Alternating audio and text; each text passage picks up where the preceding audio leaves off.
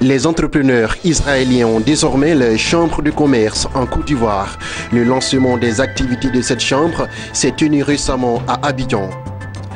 100 familles défavorisées de la commune d'Atekoubé viennent de bénéficier de dons vivres.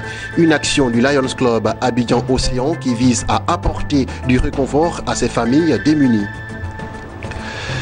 La 22e édition du concours de beauté Miss Côte d'Ivoire vient d'être lancée. Les présélections débuteront ce 10 février dans la ville de Daoukro.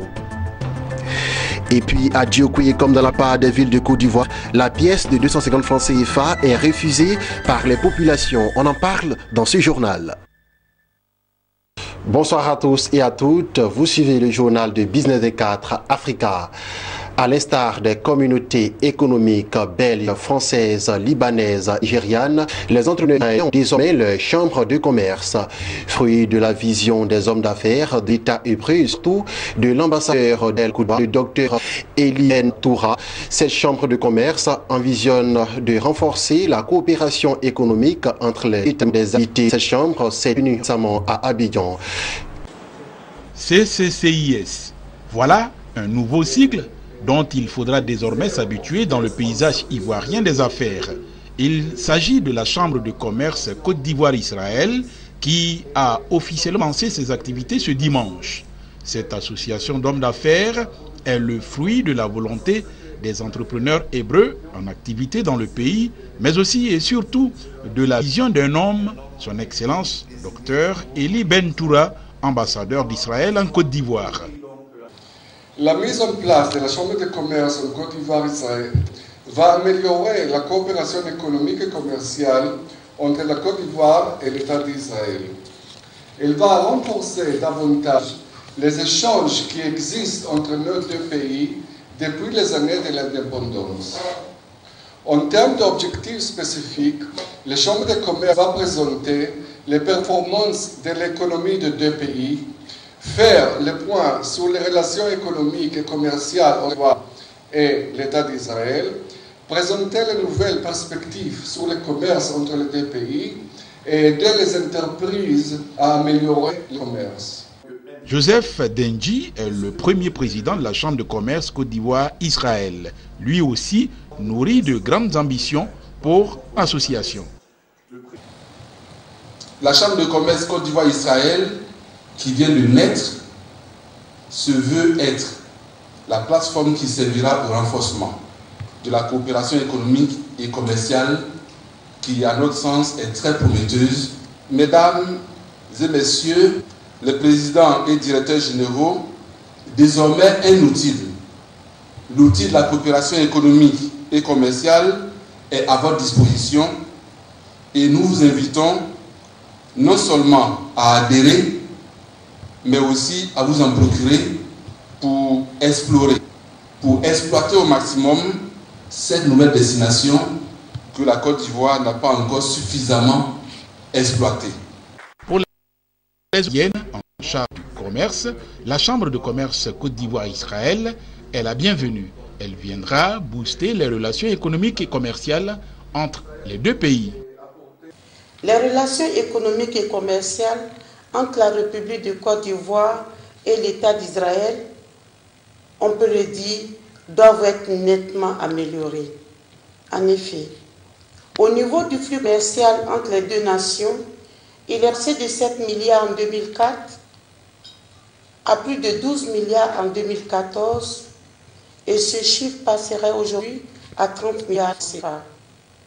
Quoi qu'en progression, les échanges demeure relativement modeste au regard des potentialités que nos deux pays représentent. Et pourtant, à notre souvenir, nous revient l'âge d'or des années 60 et 70. On vit environ 35 entreprises israéliennes installées dans notre pays. Nous avons environ aujourd'hui, ce qui est nettement peu. Eu égard à ce passé glorieux, le futur peut être véritablement promoteur avec l'engagement et la détermination des investisseurs ivoiriens et israéliens. En dépit de l'excellence des relations politiques entre deux pays, les échanges globaux entre la Côte d'Ivoire et Israël reste encore très faible. En 2014, il se situait dans l'ordre de 12 milliards de dollars et portait essentiellement sur l'équipement militaire. Ces données, malheureusement, n'ont pas significativement évolué ces dernières années. La Chambre de commerce Côte d'Ivoire-Israël est ouverte à toutes les entreprises opérant sur le territoire ivoirien. Notons qu'Israël est la 25e puissance économique mondiale selon un rapport du Forum économique de Davos. Le pays fait 23% par an de croissance économique, une croissance constante depuis 2008. Et c'était un reportage signé Jean-Charles Sibaï et Soro Tchelina dans un commentaire de Jérémy Aouré. 100 familles défavorisées de la commune d'Atekoubé dans le district d'Abidjan ont reçu le week-end dernier des dons en vivres. Des dons du Lions Club Abidjan Océan qui visent à apporter du réconfort à ces familles qui ont souvent du mal à joindre les deux bouts. Et c'est un commentaire de Marie-Josée Kwasi. Ils ne peuvent pas faire face à toute la misère du monde, mais à travers ce geste, ils auront apporté un moment de bonheur et de joie à ces 100 familles défavorisées de la commune d'Atekoubé. Du riz, des bidons d'huile et des pâtes alimentaires, c'est le don du Lions Club Abidjan Océan pour soulager ces familles démunies, défavorisées, venues du sous-quartier de Mossikro. Cette rencontre est également un moment de joie pour les tout-petits de ce même quartier, qui sont plus de 200 à avoir partagé un plat offert par le Lions Club Abidjan Océan. En tout cas, ce don-là, ça nous a tenu bien au cœur. Donc, on remercie toute la société qui a fait ce don. On vous a fait, c'est notre souhait de nous donner maintenant dès qu'on est âgé là. Qu'est-ce que vous allez nous faire? C'est de nous donner à manger. Donc l'homme qui vient vers vous pour nous donner à manger, on le supporte. On demande vous vie à tout le monde. Dieu n'a qu'à vous garder dedans. Vous serez toujours dedans pour pouvoir nous soutenir. Je suis très content. Très content. Très content. Je veux les remercier beaucoup. Que toujours, il n'a qu'à continuer. Que Dieu les aide. Que Dieu les bénisse. Dénommée Action contre la faim, cette activité du Lions Club Abidjan Océan se tient tous les mois de janvier. L'objectif, c'est de soulager la misère, apporter là où il y a un besoin, vous trouverez un lion. Dans la mesure de nos possibilités, évidemment, parce que c'est un organisme socio-humain, donc nous avons la limite de nos moyens, mais toujours avec le cœur. L'année prochaine, tout dépend des cas destinés, mais c'est sûr qu'en janvier l'année prochaine, nous referons parce que l'action entre fin mois de juillet et 11 septembre. C'est la plus importante organisation olympique du monde, un film de Kim Lalop. Qui succédera à Mandjali Agbani, Miss Côte d'Ivoire, après l'élection de l'édition 2018, devant le Pyrénées, d'après la cérémonie de lancement de la 22e édition de ce concours de beauté, les organisateurs ont annoncé des innovations dont la profession du mandat des lauréates. Jérémy Aouré et Lignon Gilbert. Je pense que le concours Miss Côte d'Ivoire est à féliciter et à encourager parce que ça apporte beaucoup à la jeune fille qui est élue, ça apporte beaucoup. Venez tenter votre chance, on ne sait jamais, ça peut être la prochaine Miss Côte d'Ivoire 2018. Elle, c'est Mandjali Agbani, sacrée Miss Côte d'Ivoire en 2017. Les prétendantes à sa succession doivent mesurer 1,68 m, voire un niveau scolaire équivalent à une classe de première pour un âge compris entre 18 ans révolus et 25 ans. Ces informations ont été données lors du lancement ce mardi, la 22e édition du concours de beauté Miss Côte d'Ivoire. Cette année, au-delà des nombreux lots, la future Miss et ses 4 dauphines bénéficieront d'un séjour tout frais payé en France à l'initiative d'un partenaire du Comici. Par ailleurs, dans le cadre de la professionnalisation de leur mandat, les lauréates porteront des projets relatifs à la santé, l'éducation et l'environnement. À côté des 4 présélections qui se dérouleront en dehors de la Côte d'Ivoire, au plan national, c'est la ville de Daoukro qui accueille le 10 février prochain la caravane itinérante du Comici, puis suivant tout utile dans la finale le 2 juin 2010. Une caravane avec toutes ses retombées. Les titres sont là et parlent.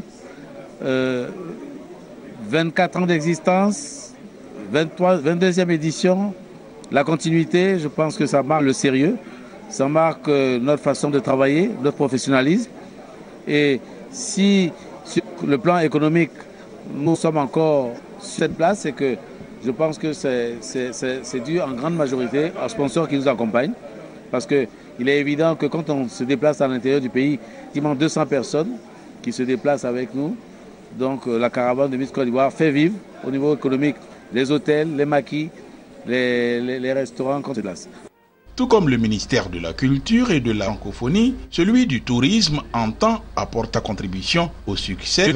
D'une part, notre contribution, c'est pourquoi je voudrais, pour l'édition 2018, prôner l'excellence, faire en sorte que la culture, en parlant au nom de mon collègue qui a lancé le thème de cette année et qui souhaiterait que la valorisation de nos universitaires soit le thème de l'année culturelle 2018, soit prise en compte dans la définition de vos cahiers de charges à faire prendre en compte dans l'organisation des différentes éditions régionales. Je pense que c'est une école et participer à des activités de cette nature qu'il a été donné de voir dans les hôpitaux et avoir à développer l'entre-gens, mais sur tous les aspects de la citoyenneté, sont des éléments à mettre en actif des Ivoiriens nouveaux. Si les inscriptions, l'hébergement, les tenues des différentes candidates, la nourriture, tout se fait gratuitement, en revanche, les candidates doivent être belles filles et intelligentes. À travers cette 20e édition de Miss Côte d'Ivoire, le Comici célèbre les 24 années d'existence de la Turquie, peut se vanter du soutien indéfectible de la première dame de Côte d'Ivoire, Dominique Ouattara. En Côte d'Ivoire, ce n'est pas un phénomène nouveau. Les usagers se méfient des pièces de monnaie lisse. En plus de cette réalité, dans l'ouest de la Côte d'Ivoire, précisément dans la ville de Djokwe, comme dans plusieurs villes de Côte d'Ivoire d'ailleurs, la pièce de 250 francs CFA émise par la BCEAO est catégoriquement refusée par les populations. Le constat de notre correspondant sur place, Théodore Kanga. C'est connu Côte d'Ivoire. Les pièces de monnaie en circulation dans le pays posent de plus en plus de problèmes aux usagers. Dans les transactions, celles qui sont lisses au toucher sont tout simplement rejetées. Mais à Djokwe, comme à Man, dans l'ouest de la Côte d'Ivoire, les plus malheureuses sont les pièces de 250 émises par la BCEAO, Banque centrale des États de l'Afrique de l'Ouest. Commerçants, vendeurs ambulants, stations d'essence, boutiques, transports, petits restaurants, marchés, les pièces de 250 CFA, même en bon état, sont purement et simplement refusées. Nous, on prend la paie de 250 francs. Mais quand vous donnez de la monnaie à un client, le client refuse. Sous prétexte que quand lui donne ça aux gens en ville, ou même payer quelque chose au marché, on refuse de prendre au marché. Donc quand nous on prend les clients, comme monnaie, les gens refusent de prendre. Voilà pourquoi nous on refuse de prendre sur les clients aussi. Monnaie 250, tu donnes à des gens, ils refusent. Des clients, ils refusent. À cause de ça, souvent, ils te servent d'école. Il y a histoire entre vous. Même corps habillé, tu donnes, ils refusent. Si ce n'est pas l'un de Côte d'Ivoire, ils n'ont qu'à nous dire. Là, nous, on va savoir ce qu'on peut faire au niveau de ça. Ne vend pas ici, grand marché. C'est un marché qui a provoqué ça. Quand on ne prend pas de pièces de 250, moi j'ai pris une pièce de 250, ça fait 3 semaines avec moi. Même s'il a arrêté taxi, qu'il prend taxi, taximètre ne veut pas 250. Souvent même c'est dans ta main, tu embrouses, tu ne gagnes pas à manger. Même hier là, je suis allé faire mon marché. 250 est resté dans ma main. Chez moi, à la maison, il y a de 250 francs. Il y a quelque chose de 2500, de pièces de 250. Nous, au lavage ici, les clients, quand ils viennent, les pièces de 200, nous, on prend. Mais par contre, quand on veut donner aux gens, les gens refusent, on dit on ne prend pas. Mais quand on pose la question, on demande pourquoi est-ce qu'on ne prend pas, il n'y a pas de réponse. Vraiment, ça, l'État n'a qu'à voir ce problème. Autant que la Banque centrale des États de l'Afrique de l'Ouest, BCEAO, dans un communiqué, a invité les usagers qui possèdent les pièces de monnaie de les échanger dans différentes agences, tout en assurant que la pièce de 250 francs CFA, qui est la plus rejetée dans les transactions, reste toujours en circulation dans les 8 pays de l'Union économique des États de l'Afrique de l'Ouest. UEMOA, les assurances de la BCEAO n'ont jamais fait disparaître les méfiances des populations de Djokwe et de Man.